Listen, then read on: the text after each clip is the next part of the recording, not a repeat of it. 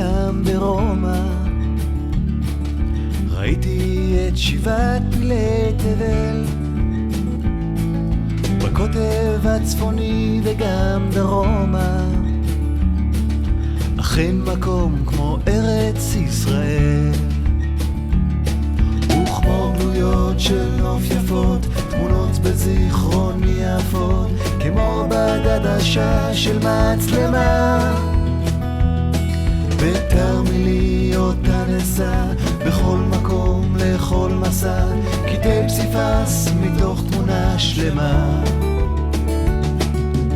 שלום לך ארץ נהדרת, וחדל נושא לך שיר מזמור, גם אם לעתים נודד אני ילדה